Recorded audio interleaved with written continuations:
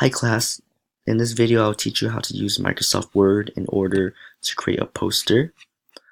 Click on Word document, and there's two ways you can do this. You can start on a normal blank paper on Word document. However, if you are not creative, you could actually go on the left side and click on posters, and there are already some templates here for you to use. All you have to do is change the picture and edit the text. If you do use a blank document, you can go up here on insert and you can insert your shapes, symbols, and text. Right now I want to add some clip arts to make this blank paper look a lot better. So there's a lot of clip arts down here. All you have to do is drag. So I'll drag this nurse down here, and I could actually adjust how big I want this nurse to be and how wide I want it to be. You can also insert text.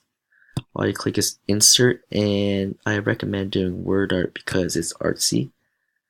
Your text here, all you have to do is type in what you want. So I'm going to type in smoking causes cancer. And now I'm halfway through making a poster.